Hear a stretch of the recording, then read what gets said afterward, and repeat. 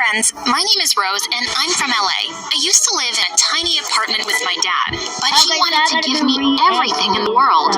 Sweetheart, I promise you, I'll give you the world. You'll have everything that I didn't have in my childhood. I will make you so happy. But Daddy, I am so happy.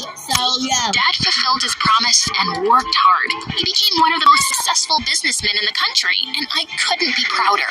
Dad loved spoiling me. He got me all the latest gadgets, collectible Barbies, and I even had a theme park inside our mansion. I had everything and lived the life of a princess, but there was just one thing missing: my mom. Ever since I was a little girl, I was so curious about my mom, and whenever I'd ask him about her, he'd tell me how it was her loss that she left us. On my 5th birthday, Dad threw us the most lavish party ever. He went totally overboard and had ponies and even had hot air balloons. I was having a wonderful time with my friends, but when I was in the jumping castle, a kid was being super pesky and would keep bumping into others. But when he pushed me, I pushed him back, and he ended up falling out of the jumping castle. In an instant, his mom came running and hugged him so tight. "Oh my God, my dear, are you hurt?" She then glared at me and said, "If your mom hadn't left you, maybe she could have taught you some manners." I felt so crushed. Even though it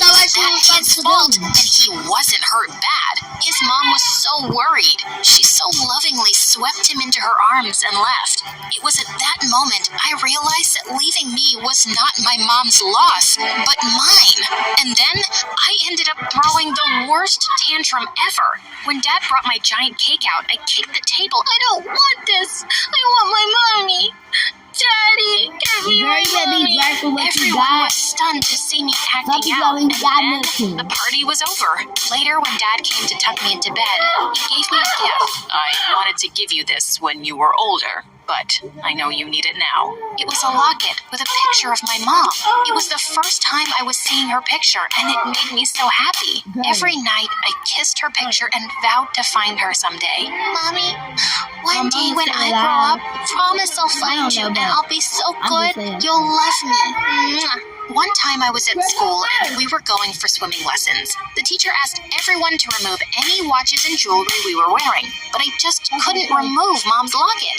"Teacher, can I keep my locket on, please?" Why?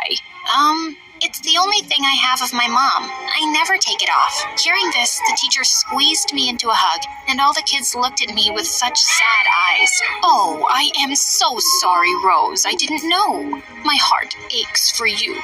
Sweetie, you can keep wearing that locket."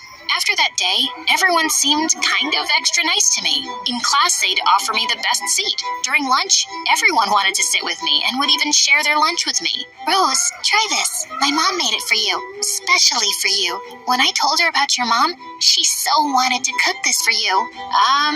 Okay, thanks a lot. Even in class, the teachers were extra sweet to me.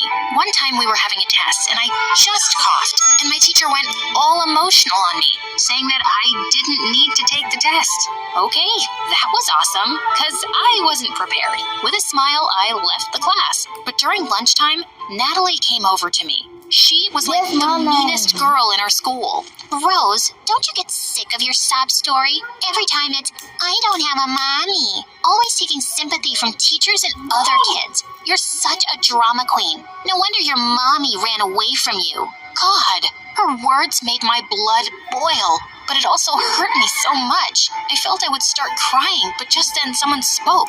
It was Oscar. He was the scholarship student at our school.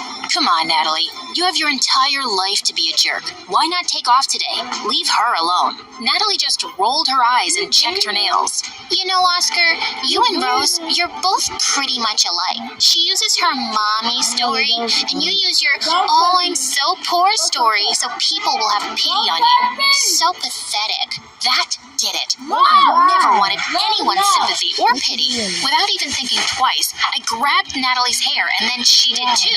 We both were fighting like crazy. Later, we were taken to the principal's office. I was expecting to get detention, but she only punished Natalie, and that really pissed me off. Why didn't I get punishment? I also pulled her hair. "Rose, we know you're a good student. Natalie has had many complaints."